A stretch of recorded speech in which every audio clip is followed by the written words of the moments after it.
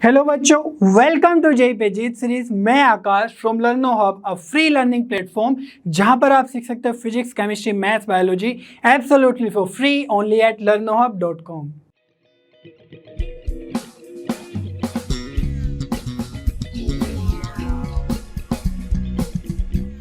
बच्चों, आज हम जेई सीरीज में कंटिन्यू करने वाले प्रोबेबिलिटी चैप्टर का जेई एग्जाम में आए हुए प्रीवियस ईयर क्वेश्चंस का सॉल्यूशन। लास्ट 2 लेक्चर्स में भी आप प्रीवियस ईयर के क्वेश्चन सोल्व कर चुके हैं और आज भी हम कंटिन्यू करने वाले हैं जिसमें हम जेई एडवांस के क्वेश्चन सोल्व करेंगे। बहुत ही लेंथी क्वेश्चन है बट प्रैक्टिस के साथ उनका टाइम रिड्यूस हो सकता है। आई होप आपने कंसेप्ट वीडियोस अच्छे से देख लिए होंगे, सारे कंसेप्ट समझ लिए होंगे ताकि जब हम क्वेश्चन सोल्व करें तो आपको कोई भी कंसेप्चुअल प्रॉब्लम ना हो। सिर्फ क्वेश्चन की अंडरस्टैंडिंग कैसे करनी है उस पे आज हम फोकस करेंगे। Are you ready with your pen and paper? चलिए स्टार्ट करते हैं।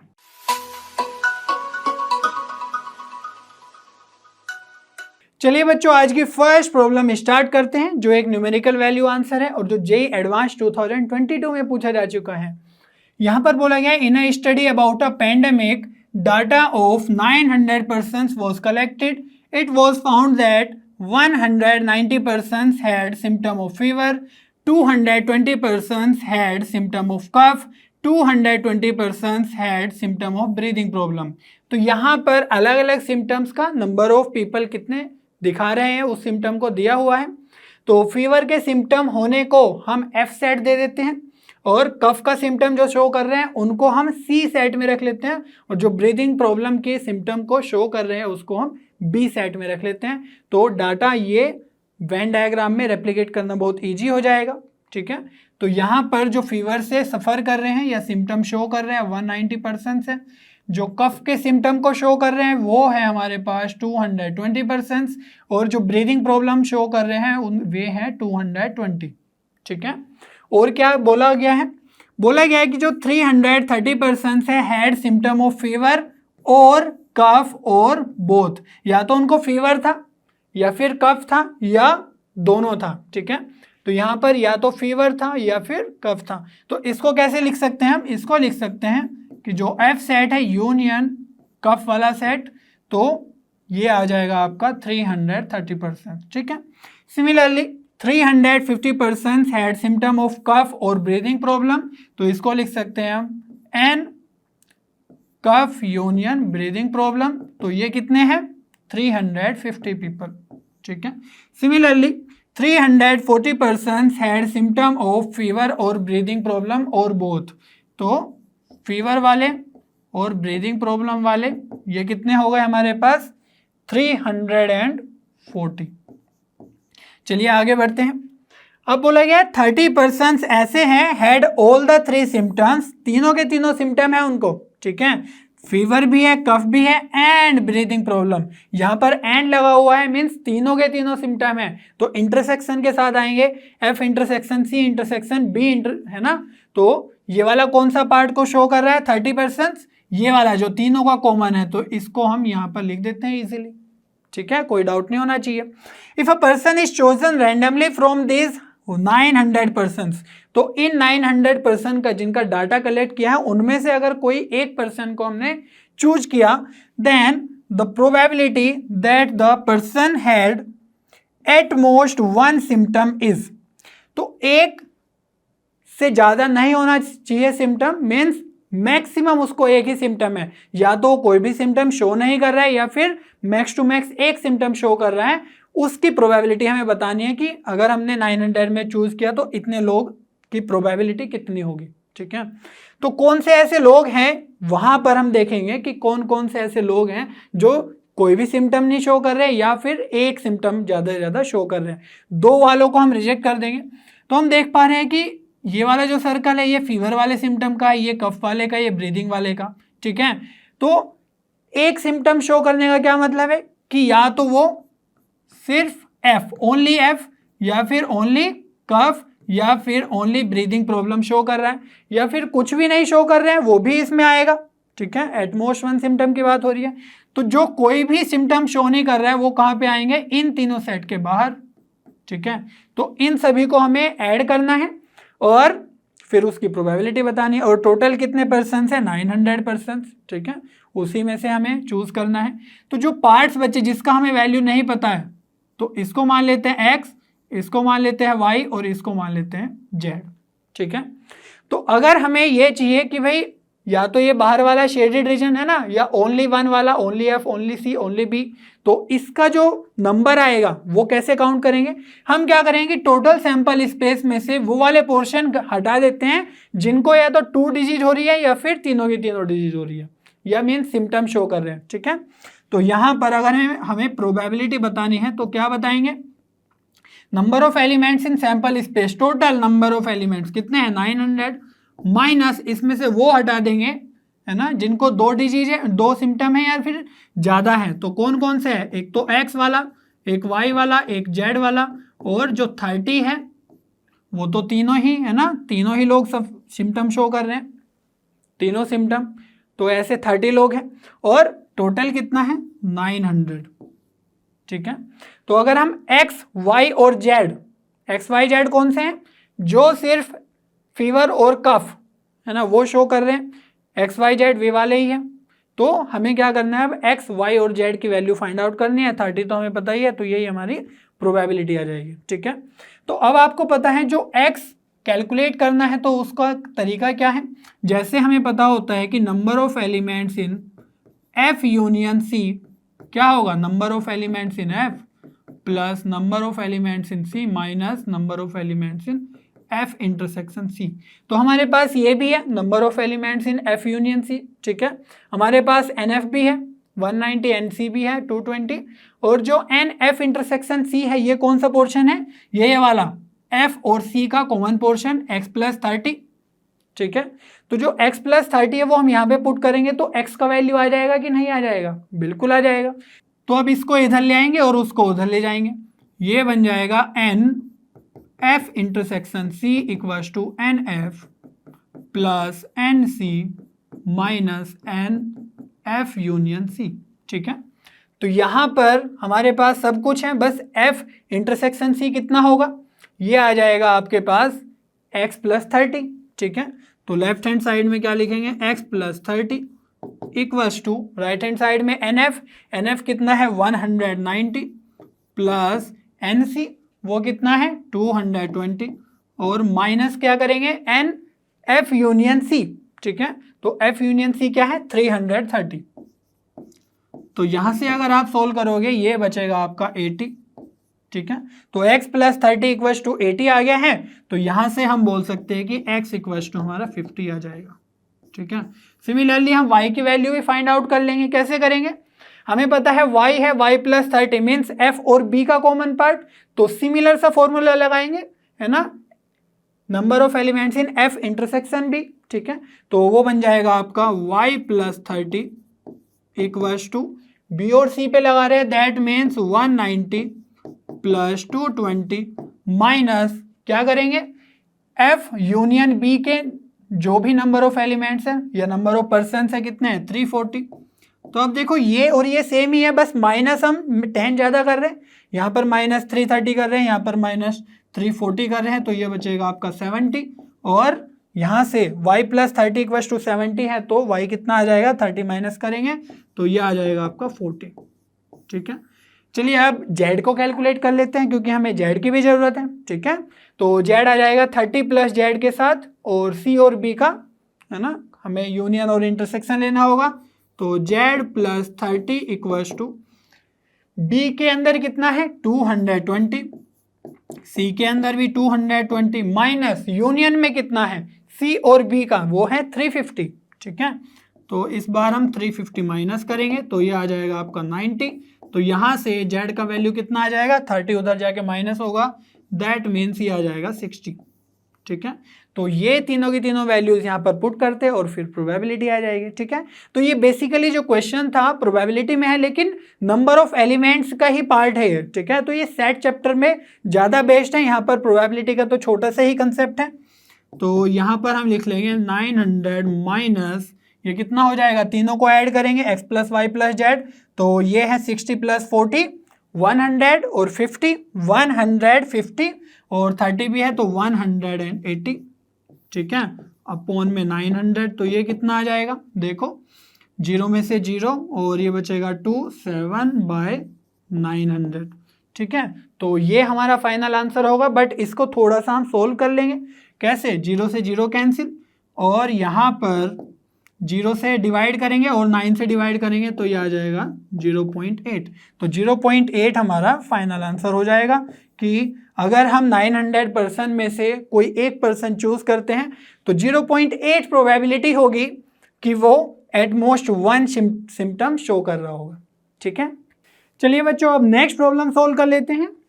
बोला गया है a number is chosen at random from the set 1, 2, 3 up to 2000. Let P be the probability that the chosen number is multiple of 3 or a multiple of 7, then the value of 500p.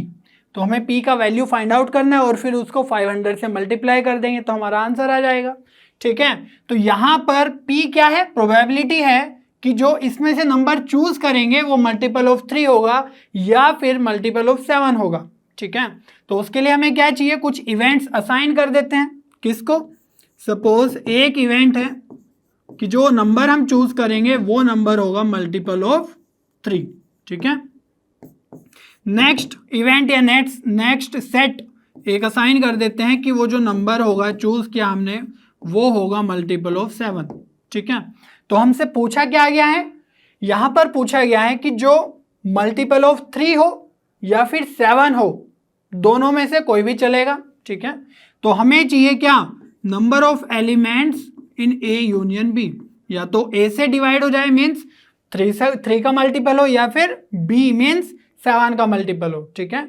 तो इसके लिए हमें क्या चाहिए, हमारे पास यहां से हम एन ए कैलकुलेट कर लेंगे, ठीक है, नंबर ऑफ एलिमेंट्स इन ए, और जो बी सेट है उसका भी कैलकुलेशन कर लेंगे, number of elements in B. और ए यूनियन बी की वैल्यू के लिए हमें क्या चाहिए, हमें चाहिए ए इंटरसेक्शन बी, ठीक है। तो इसके अंदर एलिमेंट्स पता होंगे तभी तो हम फॉर्मूला लगा पाएंगे। कौन सा, हमें पता है number of elements in A union B होता है n A plus n B minus n A intersection B, ठीक है। और ए इंटरसेक्शन बी का मतलब क्या है, multiple of 3 and multiple of 7, ठीक है। तो 3 और 7 का मल्टीपल है तो हम टोटली क्या बोल सकते हैं, multiple of 3 and 7 both, that means 21, ठीक है। जैसे हम बात करते हैं कि अगर हमें 6 की डिविजिबिलिटी चेक करनी है या 6 का मल्टीपल देखना है तो वो 2 का भी मल्टीपल होना चाहिए और 3 का भी मल्टीपल होना चाहिए, ठीक है। तो दोनों प्राइम नंबर को अगर मल्टीप्लाई कर दो तो जो उससे मल्टीप्लाई करके आया, जैसे 3 और 7 को मल्टीप्लाई करके आया तो 21 का मल्टीपल होगा जो 3 का भी मल्टीपल होगा एंड 7 का भी मल्टीपल होगा, ठीक है। तो यहां से हम number of elements in A intersection B भी कैलकुलेट कर लेंगे। कैसे करते हैं पता ही है, हमने देखा था प्रीवियस चैप्टर्स में, जैसे परम्यूटेशन एंड कॉम्बिनेशन, वहां पर देखा था कि भाई अगर हमारे पास ये 1 to 2000 नेचुरल नंबर्स हैं तो इसमें अगर हमें मल्टीपल ऑफ 3 देखना है तो क्या करेंगे, ये लगाएंगे हम ग्रेटेस्ट इंटीजर फंक्शन और 2000 है ना, 1 से लेकर 2000 है तो उसको डिवाइड कर देंगे किससे, जितने का मल्टीपल देखना है, ठीक है। तो ये आ जाएंगे नंबर ऑफ मल्टीपल्स ऑफ 3, ठीक है, ये number of elements in A set क्योंकि वो क्या है, मल्टीपल ऑफ 3 वाला है। और यहाँ से आ जाएगा आपके पास 2000 डिवाइड बाय 7, ठीक है। और यहाँ से आ जाएगा ग्रेटेस्ट इंटीजर फंक्शन है ये, ठीक है, ये सिंपल ब्रैकेट नहीं है, तो यहाँ पर आ जाएगा आपका 2000 डिवाइड बाय 21। अब ये सिंपल से डिवीजन है, आप कर सकते हैं। तो यहाँ पर 3 से डिवाइड करेंगे तो ये आ जाएगा 666.6, 7 से डिवाइड करेंगे तो ये आ जाएगा 7 2 जा 14, 6 कैरी 60, 7 8 जा 56, 4 कैरी 40, 7 5 जा 35 और 5 कैरी तो ये आ जाएगा 7, ठीक है। अभी भी ये किसके अंदर है, ग्रेटेस्ट इंटीजर फंक्शन के। तो यहाँ पर 21 से डिवाइड करेंगे तो ये जाएगा 9 टाइम्स, 11 बचेगा तो ये हो जाएगा 105 पॉइंट और 5 बचेगा तो ये आ जाएगा आपका 2 टाइम्स, ठीक है। तो इस तरीके से डिवीजन करने के बाद अब आप क्या करेंगे, ग्रेटेस्ट इंटीजर फंक्शन का यूज करेंगे, ठीक है। तो कैसे करेंगे, हमें पता है कि अगर कोई भी फ्रैक्शनल नंबर है या कोई भी डेसिमल नंबर है तो उसका सिर्फ इंटीजर पार्ट हम लिखते हैं, ठीक है। तो यहाँ पर आ जाएगा आपके पास 666 और यहाँ पर आ जाएगा 285 और ये आ जाएगा 95, ठीक है। तो ये हमारे आ गए number of elements in A, number of elements in B, number of elements in A intersection B. अब ये वैल्यूज यहाँ पर पुट कर दो और आपका आंसर लगभग आ जाएगा, ठीक है। तो ये है 666, 285 माइनस ये है 95, ठीक है। तो यहाँ से क्या आ जाएगा 666, इनको करेंगे दोनों को, है ना, 95 माइनस करेंगे तो ये आ जाएगा 190 और ये कितना हो गया 6 और ये आ गया आपका 5 और 8, ठीक है। तो number of elements in A union B कितना आ गया है 856। तो यहाँ से अब आप प्रोबेबिलिटी इजीली कैलकुलेट कर सकते हो। कैसे, हमें बताया है कि जो P है वो क्या है, प्रोबेबिलिटी है कि वो चोजन नंबर मल्टीपल ऑफ 3 या मल्टीपल ऑफ 7 हो, मीन्स ये हमारे नंबर ऑफ फेवरेबल एलिमेंट्स है ना ए यूनियन बी के। तो ये आ जाएगा 856 डिवाइड बाय 2000, ठीक है। लेकिन हमसे ये नहीं पूछा गया, हमसे वैल्यू पूछा गया 500 पी का। तो इसके अंदर क्या करेंगे हम 500 दोनों साइड मल्टीप्लाई कर देंगे। तो बहुत ही सिंपल है, ये आ जाएगा आपके पास 2, ये 1000 है, ठीक है, इनटू 500। तो 500 से 2000 4 टाइम्स और 4 से 856 कितने बार जाएगा, ये जाएगा 2 और 14। तो 214 आपका 500p का वैल्यू आ जाएगा। तो आप इजीली यहाँ पर आंसर 214 अपना मार्क कर लेंगे, ठीक है। चलिए बच्चों नेक्स्ट प्रॉब्लम सॉल्व कर लेते हैं। बोला गया है 2 fair dice each with faces numbered with 1 2 3 4 5 6 are rolled together and the sum of the numbers on the faces is observed. तो इसको बिट बाय बिट पढ़ते जाते हैं और उसको डिकोड करते जाते हैं, ठीक है।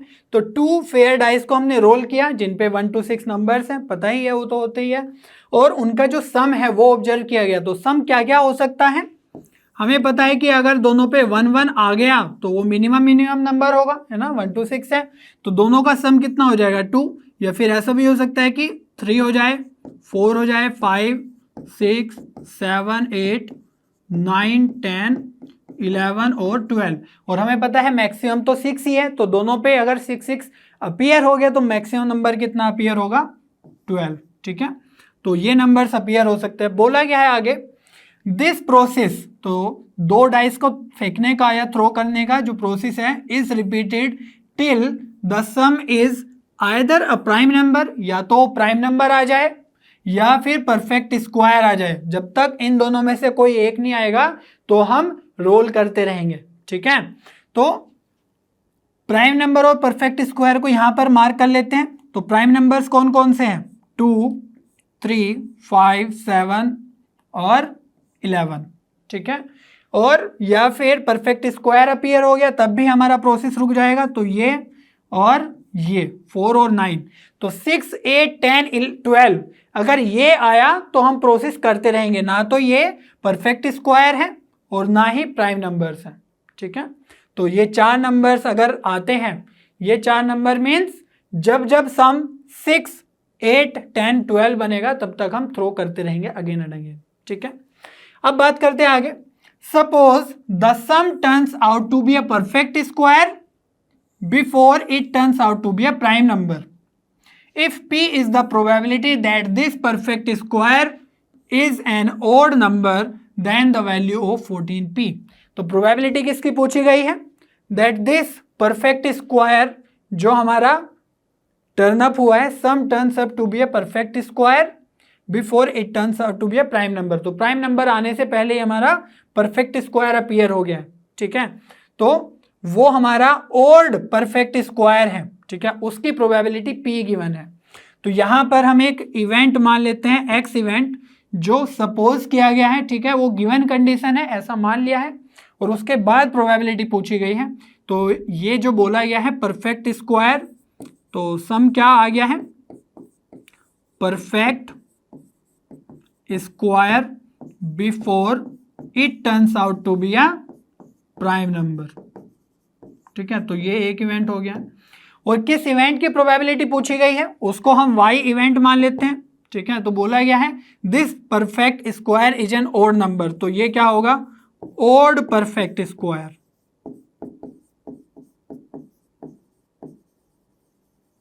और आपको पता ही है कि यहां पर ओड परफेक्ट स्क्वायर कौन कौन से हैं, स्क्वायर एक तो 4 है और एक 9 है, तो ओड परफेक्ट स्क्वायर क्या हो गया, ये 9।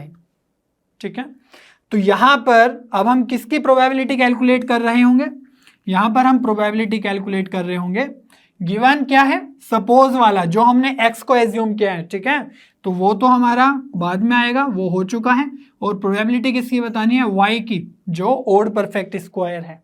ठीक है, तो अगर इसकी प्रोबेबिलिटी बतानी है या दी हुई है कि स्मॉल p है, तो क्या होगा इसका वैल्यू, इसको हम कर देंगे y intersection x upon probability of x। ठीक है, यही क्या है, स्मॉल p, और हमें बताना है 14p।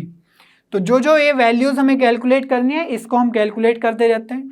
सबसे पहले बात कर लेते हैं प्रोबेबिलिटी ऑफ x की। ठीक है, तो प्रोबेबिलिटी ऑफ x क्या है, sum turns out to be a perfect square before prime number. ठीक है, तो यहां पर अगर हमें x की प्रोबेबिलिटी, मतलब ऐसे सीक्वेंस देखने हैं कि वो परफेक्ट स्क्वायर अपीयर हो रहा है बिफोर प्राइम नंबर, लेकिन हमने ये भी देखा था कि जब वो प्राइम नंबर आ जाएगा तो हमारा इवेंट भी या जो रोलिंग का प्रोग्राम है वो भी रुक जाएगा। ठीक है, तो ये वाला जो केस है बिफोर प्राइम नंबर, इसको तो हम देख ही नहीं सकते, क्योंकि अगर हमारा प्राइम नंबर आ गया तो हमारा रोलिंग ही रुक जाएगा। ठीक है, तो हम ये देख लेते हैं कि परफेक्ट स्क्वायर कब अपीयर होगा। ठीक है, तो यहां पर जो परफेक्ट स्क्वायर है उसको हम ए इवेंट मान लेते हैं। कौन कौन से परफेक्ट स्क्वायर,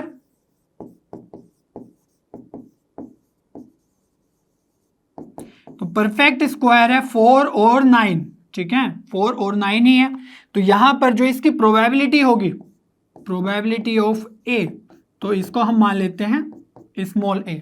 ठीक है, तो इसकी प्रोबेबिलिटी कितनी होगी, तो अगर परफेक्ट स्क्वायर पहली बार में ही आ गया तो हमारा ये काम हो जाएगा। ठीक है, तो हम यहां पे लिख देंगे प्रोबेबिलिटी है। या फिर ऐसा हो सकता है कि एक बार रोल करने पे हमारा परफेक्ट स्क्वायर भी नहीं आया, ना ही प्राइम नंबर आया। ठीक है, और सेकंड टाइम में हमारा परफेक्ट स्क्वायर आ गया। ठीक है, तो हम क्या करेंगे, एक और इवेंट अरेंज कर लेंगे या बोल देंगे कि हमारा ना तो परफेक्ट स्क्वायर आ रहा है number, neither perfect square nor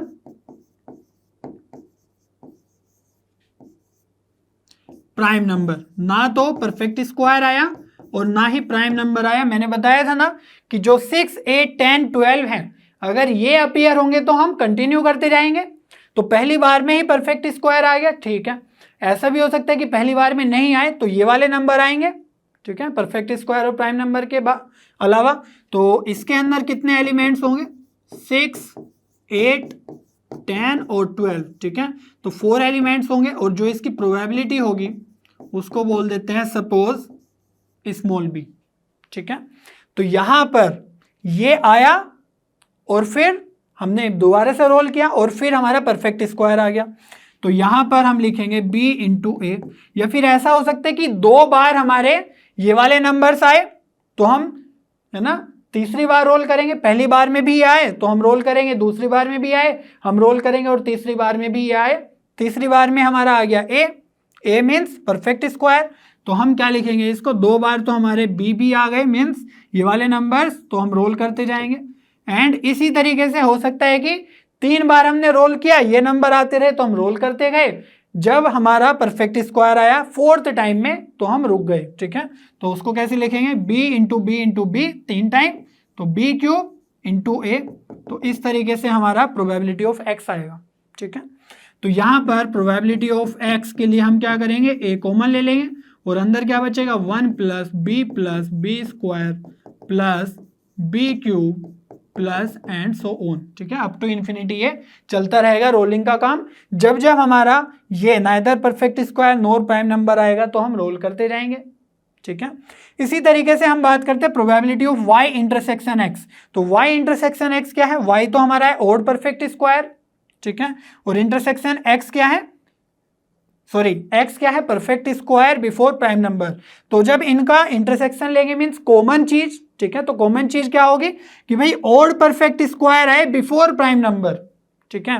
तो probability of x intersection y अगर हमें कैलकुलेट करना है तो क्या बोलेंगे, ओड परफेक्ट स्क्वायर आए बिफोर प्राइम नंबर, ठीक है। तो ओड परफेक्ट स्क्वायर की जो प्रोबेबिलिटी है इसको क्या बोल देंगे, प्रोबेबिलिटी ऑफ y को हम स्मॉल y बोल देते हैं, ठीक है। तो यहां पर आ जाएगा y, मान लो पहली बार में ही ओड परफेक्ट स्क्वायर नंबर आ गया तो हमारा काम बन गया।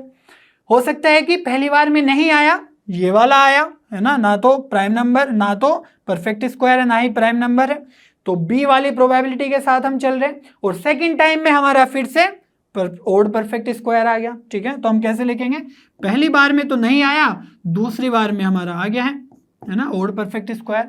या फिर ऐसा हो सकता है कि दो बार रोल किया, दोनों बार हमारा नहीं आया, ना ही परफेक्ट स्क्वायर ना ही प्राइम नंबर, तो हम लिखेंगे बी स्क्वायर और फिर वाई, मीन्स थर्ड टाइम में हमारा ओड परफेक्ट स्क्वायर आ गया, ठीक है। तो इसी तरीके से आगे बढ़ते जाएंगे। तो सिमिलरली हम क्या करेंगे, y कॉमन ले लेंगे, 1 plus B square and so on. तो यहाँ पर हमारे पास probability of x intersection y भी है अब, और प्रोबेबिलिटी ऑफ x भी है, ठीक है। तो यहाँ से जो p का वैल्यू है, स्मॉल p का वैल्यू, वो कितना आ जाएगा देखो। तो हम देख पा रहे हैं कि जो प्रोबेबिलिटी ऑफ x है और probability of x intersection y है, तो उसके अंदर ये तो मल्टीप्लाई में है, 1 प्लस बी स्क्वायर, ठीक है। यहाँ पर भी सेम है, बस यहाँ पर a है और यहाँ पर y है, ठीक है। तो न्यूमरेटर में आएगा x इंटरसेक्शन y, तो ये आ जाएगा आपका y 1 प्लस बी स्क्वायर, ठीक है। और नीचे आ जाएगा आपका a 1 plus B square and so on. तो ये कैंसिल हो जाएगा, तो ये बचेगा y अपॉन a, ठीक है। और y और a की वैल्यू तो हम फाइंड आउट कर सकते हैं। y क्या है, ओड परफेक्ट स्क्वायर आने की प्रोबेबिलिटी, मीन्स जब हमारा दोनों डाइस पे 9 अपीयर हो जाए, ठीक है। और 9 किस तरीके से अपीयर होगा, या तो ये वाला केस आ जाए 5,4, या फिर ये वाला केस आ जाए 4,5, या फिर हो सकता है कि 6,3 आ जाए, या फिर 3,6 आ जाए। और मैंने बताया भी था कि अगर हम समेशन की बात करते हैं तो 7 से ऊपर वाले नंबर्स जो भी है, जैसे ये 7 से ज़्यादा है, ठीक है, और 12 टोटल होते हैं, तो ये 9 है, तो हम क्या ऐड करें कि वो 13 बन जाए, ठीक है। तो हम इसमें 4 ऐड करेंगे, तो यहाँ पर 4 ही हमारे केसेस पॉसिबल हैं जब हमारा 9 बनेगा, ठीक है। और टोटल केसेस कितने होते हैं जब 2 डाइस को रोल करते हैं, वो होते हैं 36। तो इसकी प्रोबेबिलिटी कितनी हो जाएगी, 4/36, ठीक है। और a की प्रोबेबिलिटी भी देखनी है, तो a में क्या है, 4 और 9 दोनों आ जाए, ठीक है। तो 4 कब आएगा, जब हमारे 1,3, 2,2, 3,1 इस तरीके से आएंगे।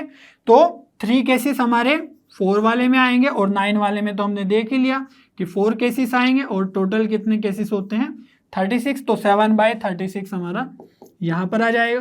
तो ये कितना आ जाएगा, 36 से 36 कैंसिल, 4/7 हो गया है क्या, p। लेकिन हमें क्या बताना है, 14p, ठीक है। तो 14p को यहाँ पर कैलकुलेट कर लेते हैं।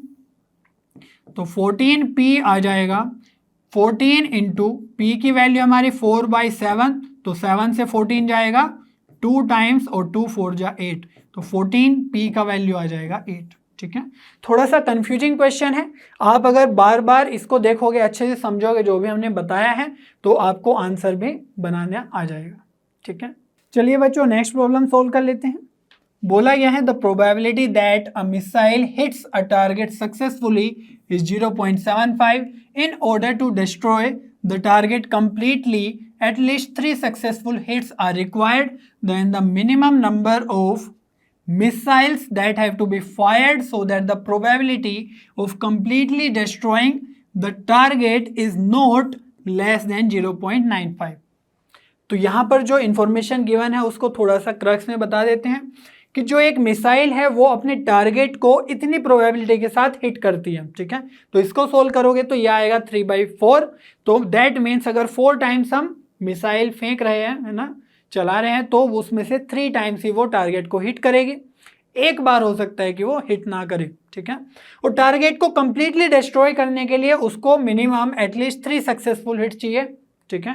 तो 3 बार उसको कम से कम हिट करना ही होगा, ठीक है, तभी वो टारगेट कंप्लीटली डिस्ट्रॉय होगा, तो क्या मतलब है इसका, तो प्रोबेबिलिटी ऑफ, है ना, हिटिंग और कंप्लीटली डिस्ट्रॉइंग, तो वो कितनी बार होना चाहिए, r ग्रेटर देन और इक्वल टू 3। जब हम 3 से ज़्यादा या 3 के इक्वल हिट कर देंगे तभी वो डिस्ट्रॉय हो सकता है, उससे पहले नहीं होगा। और इसी की प्रोबेबिलिटी बोली गई है कि वो नॉट लेस देन 0.95 होनी चाहिए, ठीक है। तो इससे कम नहीं होनी चाहिए, इसके इक्वल या इससे ज़्यादा हो सकती है, दैट मीन 0.95, ठीक है। और पूछा गया है number of, minimum number of missiles that have to be fired, तो कितनी बार वो एक्सपेरिमेंट किया जाना चाहिए ताकि वो जो टारगेट है वो कंप्लीटली डिस्ट्रॉय हो जाए। तो यहाँ पर हमें n कैलकुलेट करना है, मिनिमम नंबर ऑफ n, ठीक है। और जो हमें प्रोबेबिलिटी ऑफ सक्सेस है, कितनी प्रोबेबिलिटी के साथ वो टारगेट को हिट करता है, वो है 0.75। तो इसको सोल्व करके लिख सकते हैं हम 75/100, या फिर 25 से ऊपर नीचे डिवाइड करेंगे तो 3/4, और प्रोबेबिलिटी ऑफ फेलियर क्या आ जाएगा 1 - p विच विल बी 1/4। इतना क्लियर है। अब इसको हम थोड़ा सा ब्रेक कर लेते हैं। इसको कैसे कर सकते हैं, probability of r greater than और इक्वल टू 3, या फिर टोटल प्रोबेबिलिटी में से, विच मीन्स 1 में से हम ये वाले केसेस माइनस कर देंगे। कौन कौन से, r = 0 मीन्स एक बार भी हिट नहीं कर रहा है तो टारगेट तो हिट होगा ही नहीं, ठीक है, मिसाइल डिस्ट्रॉय ही नहीं कर पाएगा टारगेट को। या फिर 1 टाइम सिर्फ हिट कर रहा है तब भी नहीं होगा, बोला गया है ना कि एटलीस्ट कम से कम 3 हिट तो चाहिए। और प्रोबेबिलिटी ऑफ r = 2, ठीक है। तो यहाँ पर अगर ये भी होगा r = 2, तब भी वो मिसाइल जो है डिस्ट्रॉय नहीं कर पाएगा टारगेट को, ठीक है। तो ये वाले केसेस हम टोटल में से माइनस कर देंगे। r = 3 का भी हमें चाहिए तो वो हमने माइनस नहीं किया, क्योंकि अगर 3 भी हिट हो गया 3 टाइम्स भी, तो भी टारगेट कंप्लीटली डिस्ट्रॉय हो जाएगा। तो इसको उधर ले जाते हैं, और 0.95 इसको क्या लिख सकते हैं हम, इसको लिख सकते हैं डेसिमल हटा के 100, ठीक है, और ऊपर क्या बन जाएगा 95/100। तो इसको इधर उसको उधर ले जाएंगे तो ये बन जाएगा 1 - 95/100, तो ये आ जाएगा आपका 5/100 ग्रेटर देन और equal to probability of r = 0 plus probability of r = 1 plus probability of r = 2, ठीक है। इसको उधर इसको इधर ले गए, साइन बिल्कुल सेम ही रहा, तो ये आ जाएगा 1/20 ग्रेटर देन और इक्वल टू। अब देखो प्रोबेबिलिटी ऑफ r = 0 मीन्स एक बार भी हिट नहीं किया, ठीक है। तो जो प्रोबेबिलिटी ऑफ सक्सेस है 3/4, उसका वैल्यू 0 हो जाएगा, मीन्स पावर 0 हो जाएगा। कैसे लिखते हैं हम, बाइनोमियल प्रोबेबिलिटी के फॉर्मूलाज, वो लिखते हैं NC0, ठीक है, p की पावर 0 जितना भी है NCR, तो 3/4 की पावर 0। और फेलियर कितनी बार हो रहा है, सारी बार फेलियर ही हो रहा है, क्योंकि एक बार भी सक्सेस नहीं हो रहा है, दैट मीन्स 1/4 की पावर n, ये कितना है 0, प्लस आगे आएगा NC1, है ना, जब एक बार हिट करेगा तो यह आ जाएगा 3/4 की पावर 1। और फेलियर कितनी बार हो रहा है, 1 के अलावा रेस्ट टाइम्स क्या हो रहा है फेलियर, तो ये आ जाएगा n-1। और हमारा जो लास्ट में नंबर है वो क्या है, p r = 2, तो ये आ जाएगा NC2 3/4 की पावर 2 और 1/4 की पावर n-2, ठीक है। तो ये हमारा राइट हैंड साइड में, इसको थोड़ा सा और सोल्व कर लेते हैं। तो यहाँ पर तो है 1/20, इसको रहने देते हैं अभी, नीचे 20 और ऊपर है 1 ग्रेटर देन और इक्वल टू। देखो ये जो NC0 है इसकी वैल्यू भी 1, 3/4 की पावर 0 है उसकी भी वैल्यू 1, तो ये आ जाएगा 1/4 की पावर n, ठीक है। और क्या क्या टर्म्स है, सेकंड टर्म में देखते हैं, NC1 तो हो जाएगा n, और ये हो जाएगा 3/4, और ये है 1/4 की पावर n-1। तो अगर डिनोमिनेटर में आप देखें तो यहाँ पर 4 की पावर 1 है, यहाँ पर 4 की पावर n-1 है, तो डिनोमिनेटर में क्योंकि मल्टीप्लाई में है तो 4 की पावर n बनेगी, ठीक है। और न्यूमरेटर में क्या है, यहाँ पर 3 की पावर 1 है 3, यहाँ पर तो 1 ही है, और ये NC1 भी कितना है n, तो ये बन जाएगा आपका 3n, ठीक है।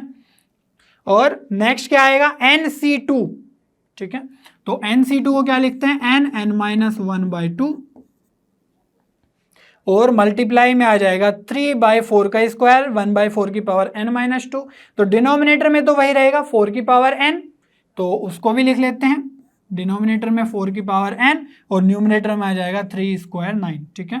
तो 4 की पावर n डिनोमिनेटर में कॉमन लेके यहाँ पर राइट हैंड साइड इधर ले आएंगे, तो ये बन जाएगा आपका 4 की power n by 20 greater than और इक्वल टू, और यहाँ पर ले लेंगे हम एलसीएम, ठीक है। तो यहाँ पर क्या क्या बचा, 4 की पावर n तो इधर चला गया, तो यहाँ पर एलसीएम ले लेंगे हम 2 का, ठीक है, और 1 की, क्योंकि यहाँ पर 1/1 ही बचा है तो यहाँ पर आ जाएगा 2, और यहाँ पर कितना आ जाएगा 6n प्लस 9 की मल्टीप्लाई करेंगे तो ये n स्क्वायर माइनस n है, तो यह आ जाएगा 9n स्क्वायर माइनस 9n, ठीक है। तो कोई डाउट नहीं होना चाहिए, यहाँ पर 2 से हमारा 10 कैंसिल हो जाएगा और 10 को हम क्या करेंगे 2 इंटू 5 में डिस्ट्रीब्यूट कर देंगे, ठीक है। ये क्या है 2 इंटू 5, ठीक है। तो जो 5 है उसको उधर ले जाओ और 2 की पावर यहाँ पर माइनस करेंगे, इसका पता है हमें, इसको क्या लिख सकते हैं हम 2 की पावर 2n, ठीक है। तो ये बन जाएगा आपका 2 की पावर 2n माइनस 1, 5 उधर जाएगा और अंदर क्या बनेगा 9n square minus 9n plus 6n, तो ये बन जाएगा माइनस 3n प्लस 2। तो यहाँ से आप अगर ध्यान से देखो तो ये हमारी एक इक्वेशन सी बन गई है, ठीक है। और हमें क्या फाइंड आउट करना था, minimum number of missiles that have to be fired, और मिनिमम नंबर ऑफ मिसाइल्स मतलब मिनिमम नंबर ऑफ ट्रायल्स। तो यहाँ पर n की वैल्यू हमें फाइंड आउट करनी है मिनिमम, ठीक है। अब यहाँ पर अगर आप ध्यान से देखो तो n की वैल्यू एटलीस्ट 3 सक्सेसफुल हिट्स है, ठीक है। तो 3 से तो ज़्यादा ही होनी चाहिए n की वैल्यू। तो n की वैल्यू क्या क्या हो सकती है, इसको हम लिख लेते हैं। 3 हो सकती है, 4 हो सकती है, 5 हो सकती है, 3.5 क्यों नहीं, क्योंकि हम मिसाइल है तो 3 टाइम्स थ्रो करेंगे, है ना, छोड़ेंगे, या फिर 4 टाइम्स या फिर 5 टाइम्स, इसी तरीके से बढ़ेगी। तो जो भी नेचुरल नंबर्स है 3 से ऊपर, ठीक है, या कहे इंटीजर्स हैं, तो वो सारे के सारे नंबर्स n की पॉसिबल वैल्यूज़ को रिप्रेजेंट करेंगे, ठीक है। तो यहाँ से थोड़ा सा डिफिकल्ट है कैलकुलेट करना, तो हम क्या करेंगे, जो लेफ्ट हैंड साइड में है उसको मान लेते हैं एक फंक्शन f, और वेरिएबल क्या है इसमें n, और जो राइट हैंड साइड में फंक्शन है, ठीक है, पूरा पूरा इसको मान लेते हैं gn, ठीक है, और इसका वेरिएबल भी क्या है n। तो n की ये सारी वैल्यूज पुट करके देखेंगे, और जिस भी वैल्यू के लिए जो राइट हैंड साइड है वो क्या आ गई, ग्रेटर देन और इक्वल टू, ठीक है। ये जो साइन क्या चल रहा है, ग्रेटर देन और इक्वल टू। तो जिस भी वैल्यू के लिए n की वैल्यू के लिए ये लेफ्ट हैंड साइड ग्रेटर आ जाएगी, वही हमारा n होगा, और हमें मिनिमम वैल्यू ऑफ n बतानी है, दैट मीन्स हम मिनिमम वैल्यू से स्टार्ट करेंगे, ठीक है। तो चलिए हमने एक टेबल बना लिया अच्छे से, जिसमें fn और gn की वैल्यू कैलकुलेट करके रखी हुई है। तो यहाँ पर देखो n की वैल्यू अगर 3 पुट करेंगे तो fn कितना आ रहा है 32, और gn कितना आ रहा है 370। तो fn 32 कैसे आ रहा है, सिंपल सी, n की जगह 3 पुट करो तो 2 इंटू 3 कितना हो जाएगा 6, माइनस 1 5, तो 2 की पावर 5 कितना आएगा 32। तो लेफ्ट हैंड साइड तो हमारी 32, राइट हैंड साइड यहाँ पर n पुट करेंगे तो आ जाएगा 370। लेकिन ये तो इसको सेटिस्फाई नहीं कर रहा है, क्योंकि हमने कहा कि लेफ्ट हैंड साइड बड़ा होना चाहिए और राइट हैंड साइड छोटा होना चाहिए, वो हमें n एक्सेप्टेबल होगा, ठीक है। सिमिलरली अगर 4 के लिए कैलकुलेशन करें तो ये आएगा fn और यहाँ पर भी इनइक्वालिटी है ना, सेटिस्फाई नहीं कर रहा है। सिमिलरली 5 के लिए भी 512 1060, अगेन राइट हैंड साइड हमारा ग्रेटर है और लेफ्ट हैंड साइड स्मॉलर, ये भी सेटिस्फाई नहीं कर रहा है। और जो 6 है उसमें आ जाएगा left hand side 2048, but right hand side आएगा 1540। तो हम इतना बोल सकते हैं कि n = 6 के लिए ये इनइक्वालिटी सेटिस्फाई करेगा, ठीक है। और वही हमारा मिनिमम वैल्यू होगा, मिनिमम नंबर ऑफ टाइम्स हमें मिसाइल को थ्रो करना होगा, तो यही आपका फाइनल आंसर होगा, ठीक है। चलिए बच्चों नेक्स्ट प्रॉब्लम सोल्व कर लेते हैं, बहुत ही इंटरेस्टिंग क्वेश्चन है। Let mod x denote the number of elements in a set x। तो mod x जनरली हमारा एक पॉजिटिव क्वांटिटी को रेफर करता है, जैसे -5 है तो मोड के अंदर है तो उसको हम लिख सकते हैं 5, लेकिन यहाँ पर mod x number of elements को रिप्रेजेंट कर रहा है इन अ सेट x, ठीक है। तो late s = 1 2 3 4 5 6 be a sample space where each element is equally likely to occur। तो सभी के होने की मीन्स आने की तो प्रोबेबिलिटी क्या है, इक्वल होगी, तभी वो इक्वली लाइकली है, ठीक है। If A and B are independent events, दो ऐसे इवेंट्स है जो इंडिपेंडेंट है associated with S, then the number of ordered pairs A, B such that 1 is less than or equal to number of elements in B less than number of elements in A। तो दो set है हमारे पास और independent events की बात करी जा रही है।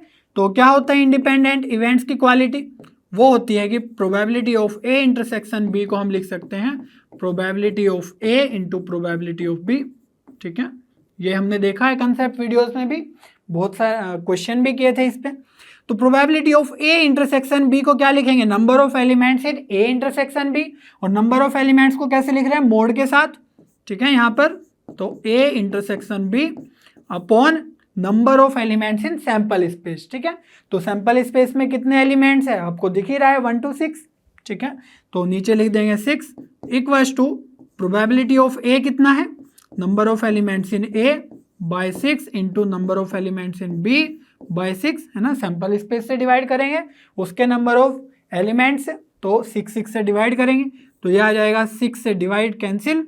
तो यहाँ पर अगर हम ध्यान से देखें तो mode A means number of elements in A into number of elements in B, 6 इधर जाएगा तो यह आ जाएगा 6 मोड A इंटरसेक्शन B। ठीक है,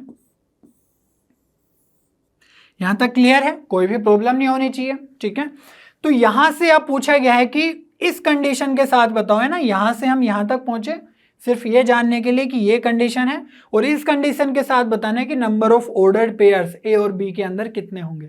ठीक है, कैसे बन सकते हैं? मान लो ऐसे बन गया कि 1 और 2 A के अंदर आ गए, B के अंदर कुछ आ गए, तो कुछ कुछ चीज़ें बनेंगी, कुछ कुछ ऑर्डर्ड पेयर्स बनेंगे। ठीक है, तो उनका वैल्यू हमें बताना है कितने होंगे, कितने नंबर होंगे।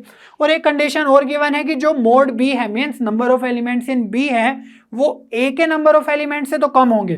ठीक है, अगर A में 3 नंबर ऑफ एलिमेंट्स हैं तो B के अंदर या तो 1 होगा या 2 होगा। ठीक है, या फिर 1 भी नहीं होगा। इनफैक्ट 1 हो सकता है। ठीक है, क्योंकि यहाँ पर दिया हुआ है 1 से ग्रेटर या फिर 1। ठीक है, तो B के अंदर भी कम से कम 1 तो होना चाहिए। ठीक है, लेकिन अगर B के अंदर 1 है तो A के अंदर 1 से ज़्यादा ही होगा, 2 ही होगा, 3 4 5। समझ में आ रही है बात?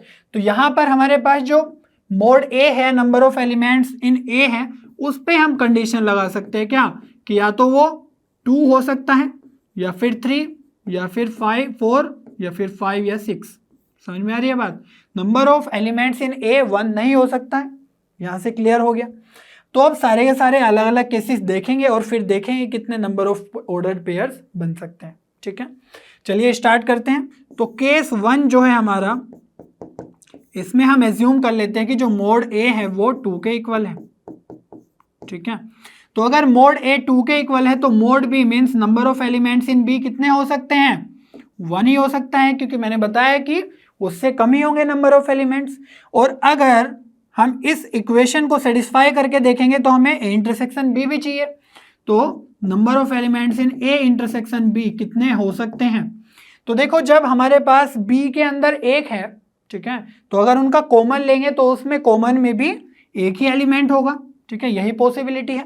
अगर हम इसको यहाँ पर पुट करके देखें, ठीक है, ये इस इक्वेशन में, तो क्या बनेगा? 2 into number of elements in B 1, और राइट हैंड साइड में क्या है? 6 into number of elements in A intersection B, तो ये आ जाएगा 1, और जो कि इक्वल नहीं है। ठीक है, मीन्स ये कंडीशन इस इक्वेशन को सेटिस्फाई नहीं कर रही है, क्योंकि अगर ये इसको सेटिस्फाई नहीं कर रही है तो हम नहीं कह सकते कि A और B इंडिपेंडेंट इवेंट्स हैं। समझ में आ रही है बात कैसे हम प्रोसीड कर रहे हैं? तो यहाँ से हमें कोई भी नंबर ऑफ ऑर्डर्ड पेयर्स नहीं मिलेगा। ठीक है, अब बात करते हैं कि अगर A सेट के अंदर 2 से ज़्यादा मीन्स 3 नंबर ऑफ एलिमेंट्स हो, ठीक है, 2 से आगे बढ़े, तो यहाँ पर B के अंदर क्या क्या हो सकता है? या तो 1 एलिमेंट हो या फिर 2 एलिमेंट हो। ठीक है, 3 से कम ही होना चाहिए। और A इंटरसेक्शन B के अंदर भी कितने एलिमेंट्स हो सकते हैं? या तो 1 एलिमेंट या फिर 2 एलिमेंट। क्लियर हो रही है बात? जितना यहाँ पर मोड B है उतने ही कॉमन हो सकते हैं ज़्यादा से ज़्यादा। तो आप पुट करके देखते हैं। अब हमें पता है मोड A मीन्स इसका वैल्यू है 3, तो 3 से उधर डिवाइड करेंगे तो यह आ जाएगा मोड B इक्वल्स टू 3 से डिवाइड करेंगे 6 को, तो ये कितना बचेगा? 2, है ना, A इंटरसेक्शन B। तो यहां पर देखो, हमें पता है कि A इंटरसेक्शन B की वैल्यू हो सकती है 1 और 2। ठीक है, अगर हमने ए इंटरसेक्शन बी की जगह 1 ले लिया, ठीक है, 1 हो सकता है, तो 1 एलिमेंट इंटू 2, तो ये हो जाएगा टोटल 2। तो mod B means number of elements in B कितना आ जाएगा 2, और 2 भी हमारा एक पॉसिबिलिटी है, ठीक है। तो यहाँ पर आ जाएगा 2 जब हम ए इंटरसेक्शन बी 1 कंसिडर करेंगे। लेकिन अगर हम ए इंटरसेक्शन बी 2 कंसिडर कर ले तो क्या होगा, 2 इंटू 2 हो जाएगा 4, लेकिन मोड बी का वैल्यू 4 तो हो ही नहीं सकता है, ठीक है। तो इसीलिए सिर्फ हम मोड बी के लिए 2 ही कंसिडर करेंगे। तो यहाँ पर अभी हमारा सिनेरियो कैसा बना, सिनेरियो कुछ इस तरीके से बन गया है कि जो ए सेट है और बी सेट है कुछ इस तरीके से, ठीक है। तो बोला गया है कि जो इंटरसेक्शन है उसमें हमारा 1 होना चाहिए, ठीक है, वही हमारे लिए फेवरेबल है, काम कर रहा है। तो यहाँ पर मान लो 1 एलिमेंट कोई भी, और मोड ए मीन्स 3, ए सेट के अंदर हमारे 3 एलिमेंट्स, तो ए कॉमन है, दैट मीन्स 2 और 1 3, और बी के अंदर कितना है, हमने बताया है कि 2 आएगा जब मोड ए ये होगा और ए इंटरसेक्शन बी 1 होगा, तो 2 आएगा, मीन्स ए कॉमन है तो 1 आ जाएगा यहाँ पर, ठीक है। तो इस तरह का कुछ सिनेरियो बनेगा। अभी टोटल कितने आ गए, 2 1 3 4, और बाहर कितने हैं, टोटल कितने हमारे पास 6, तो अगर इनके अंदर नहीं है तो बाहर कितने होंगे, 2 एलिमेंट्स बाहर होंगे कहीं ना कहीं, ठीक है। तो इस तरीके से हमारे ऑर्डर्ड पेयर्स कितने बन सकते हैं उसको हम लिखने की कोशिश करेंगे। तो यहाँ पर हमारे पास 6 एलिमेंट्स है, ठीक है। तो 6 में से हमें ए सेट के लिए, क्योंकि हमें ए कॉमा बी के ऑर्डर्ड पेयर्स बता रहे हैं, ठीक है, तो ए सेट के लिए क्या होगा 6c3 मीन्स 3 एलिमेंट्स हमें ए के अंदर चाहिए, और उसमें से इन 3 एलिमेंट्स में से एक एलिमेंट हमें कॉमन चाहिए, ठीक है, जो बीच में है। और अब बी वाले में जो 2 एलिमेंट्स है वो तो हम चूज कर चुके 3c1 में, ठीक है। अब हमें सिर्फ वो चूज करना है जो सिर्फ बी के अंदर है, ठीक है। तो यहाँ पर ए के अलावा जब हमने 3 चूज कर लिए हैं तो कितने बचे, 1 और बाहर 3, तो इन 3 में से एक चूज करना होगा हमें, किसके लिए, बी वाले के लिए, ओनली बी के लिए। तो 6c3 का वैल्यू कितना आ जाएगा, कैलकुलेट करके देखो, तो सिंपल है, 6 इंटू 5 इंटू 4 बाय 3 इंटू 2, ठीक है। तो 3 इंटू 2 से 6 चला जाएगा, तो 5 इंटू 4 बचेगा 20, तो 20 इंटू 3c1 3 और अगेन 3c1 3, तो यह आ जाएगा आपका 9, तो वैल्यू आ जाएगा 180, ठीक है। तो ये हमारा हुआ केस 2 कवर, ठीक है। अब नेक्स्ट केस की बात करते हैं, केस 3। तो केस 3 में क्या सिचुएशन है, यहां पर मोड ए इक्वल्स टू 3 लिया था, तो मोड ए इक्वल्स टू हम 4 ले लेंगे। अब सिंपल, तो मोड ए इक्वल्स टू अगर 4 ले लेंगे तो मोड बी कितना ले सकते हैं हम, number of elements in B कितना हो सकता है, तो 1 हो सकता है, या फिर 2 हो सकता है, या फिर 3 हो सकता है, और number of elements in A intersection B क्या हो सकता है, वो भी हमारा 1 2 3 ही हो सकता है, ठीक है। अब बात करते हैं कि इस इक्वेशन में सेटिस्फाई करेगा तो क्या होगा, मोड ए की जगह 4, तो 4 इधर जाके डिवाइड करेगा 6 को, तो ये बन जाएगा आपका 4 से डिवाइड करके 1.5, तो मोड बी का वैल्यू कितना आया है 1.5 into mod A intersection B, है ना, number of elements in A intersection B, और ये क्या है 1.5, ठीक है। तो अब सोचो कि 1 2 3 में से कौन सी वैल्यू को हम यहाँ पर यूज करें कि ये एक इंटीग्रल वैल्यू मिल जाए, ठीक है, 1 2 3 में से कोई। तो अगर आप ध्यान से देखो, तो अगर हम 2 को पुट करें मोड, है ना, ए इंटरसेक्शन बी के लिए, तो हमारी वैल्यू क्या आ जाएगी 2 into 1.5 which will be 3। Clear हो रही है इतनी बात। तो यहां पर आप ध्यान से देखो किस तरीके से हमारा वेन डायग्राम बनेगा।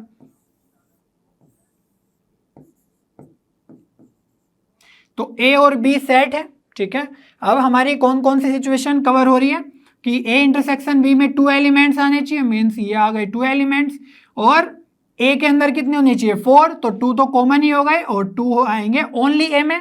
और बी के लिए क्या आ रहा है, जब हम ए इंटरसेक्शन बी 2 ले रहे हैं तो बी के लिए आ रहा है 3 एलिमेंट्स, ठीक है। तो कॉमन में तो 2 है और सिर्फ बी में बचेगा 1। क्लियर है इतनी बात। अब बात करनी है हमें नंबर ऑफ ऑर्डर पेयर्स की, तो कितने वेज में हम चूज कर सकते हैं वो एलिमेंट्स, वही हमें देखना है। तो ए सेट के लिए हम क्या करेंगे, 6 में से हम 4 एलिमेंट्स चूज कर लेंगे, ठीक है। और यहां पर कॉमन है ए और बी में, तो उसके लिए क्या करेंगे, इन्हीं 4 में से हम 2 एलिमेंट्स चूज करेंगे, ठीक है। तो ये हमारा हो गया ए वाला काम। अब सिर्फ ओनली बी की बात करते हैं, और हाँ यहाँ पर 4 एलिमेंट्स, ये 1 5 एलिमेंट्स है, तो एक एलिमेंट हमारा आएगा बाहर, ठीक है। तो ओनली बी के लिए हमारे पास कितने ऑप्शन हैं, या तो ये वाला या ये वाला, मीन्स ए के अलावा जो भी बचे। तो 6 में से 4 तो हमने चूज ही कर लिया था, बाकी 2 में से हम बी के लिए एक चूज कर लेंगे, ठीक है। तो 6c4 को क्या लिख सकते हैं, 6c2, और 6c2 क्या होगा, 6 इंटू 5/2, तो वो आ जाएगा आपका 15 इंटू 4c2 क्या होगा, 4 इंटू 3/2, तो 4 3 जा 12/2, 6 इंटू 2c1 ये आ जाएगा 2, तो 15 2 जा 30 और 6 जा 180, ठीक है। तो यहां पर भी 180 आया, यहां पर भी 180 आया, और ये वाला केस तो सुटेबल ही नहीं था, ठीक है। अब आगे बात करते हैं केस 4 की, ठीक है।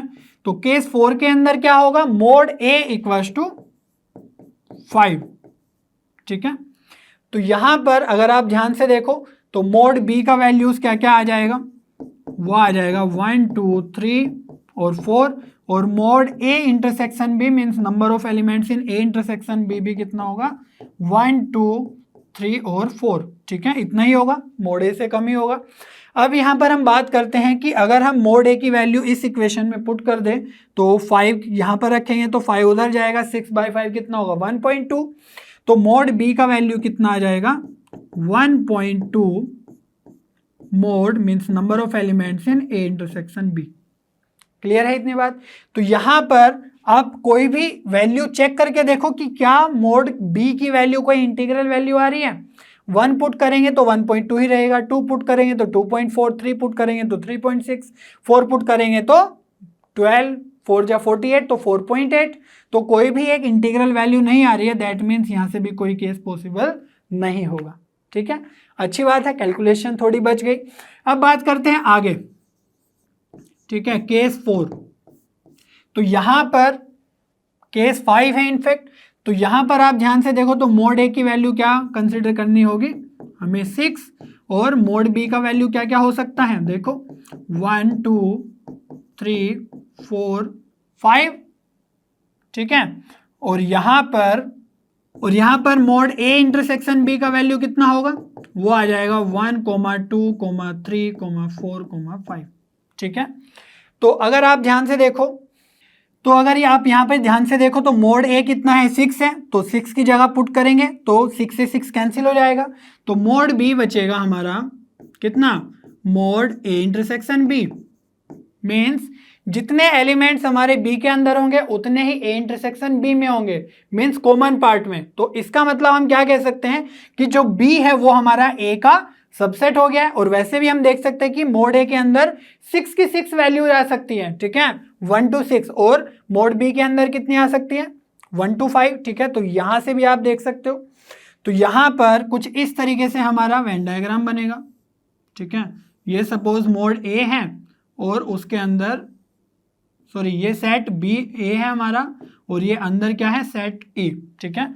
तो ए के अंदर हमारे 6 के 6 एलिमेंट्स है, तो इनको कितने वेज में हम कर सकते हैं ये थोड़ा सा देखने की कोशिश करते हैं।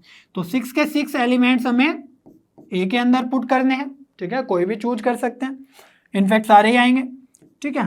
तो यहाँ पर बी के लिए जब हम बात करेंगे तो उसके अंदर अगर हमें एलिमेंट्स लिखने हैं तो कितना आएगा, 2 की पावर 6, है ना।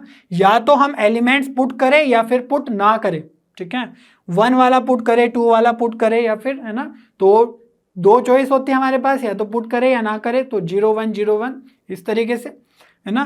तो 2 2 चॉइस होगी 6 टाइम्स, लेकिन यहां पर हम वो नहीं डाल सकते, कौन सा, 6 वाला, ठीक है। दैट मीन्स सिर्फ 6 वाला नहीं, हम बोलेंगे कि 6 के 6 एलिमेंट्स नहीं डाल सकते हैं, ठीक है। तो यहां पर हमें 6c6 माइनस करना होगा, क्योंकि अगर 6 आ गए तो ये वाला केस वायलेट हो जाएगा, ठीक है। और ना ही हम 0 एलिमेंट्स, मीन्स ऐसा नहीं है कि बी के अंदर कुछ भी ना रखें, ठीक है, क्योंकि पता है कि 1 से ज़्यादा होने चाहिए, है ना, कम से कम 1 तो होना चाहिए। तो ये आ जाएगा आपका 6c0 माइनस। तो इन सभी केसेस में से हम ये 2 केस माइनस कर देंगे बी के लिए। ए के लिए तो सभी पॉसिबल है ना, 6c6 सारे के सारे ही सेलेक्ट करने हैं। तो ये आ जाएगा 1 × 2 की पावर 6 आएगा आपका 64, -6C6 आ जाएगा 1, -6C0 आ जाएगा 1, तो ये आ जाएगा 64 -1 -1 दैट मीन 62। ठीक है, तो यहाँ से आपका वैल्यू आ गया है 62। तो ये आ गया है लास्ट केस। तो टोटल अगर हमें बात करनी है total number of ordered pairs कितनी होगी, तो यहाँ पर है 180 और इस वाले केस में भी कितना था 180 और लास्ट वाले केस में कितना है 62। ठीक है, तो यहाँ से आ जाएगा आपके पास 2 18 2 जा 36 और 6 42। ठीक है, तो यहाँ पर 422 आपका फाइनल आंसर होगा नंबर ऑफ ऑर्डर्ड पेयर्स का। ओके, मुझे उम्मीद है आपको सभी क्वेश्चन बहुत अच्छे से समझ में आए होंगे। नेक्स्ट वीडियो में हम और भी जे एडवांस के अच्छे क्वेश्चन सोल्व करेंगे। तब तक लर्नो पे बने रहिए, क्योंकि लर्नो आप पे सभी कंटेंट फ्री है पर बेस्ट है।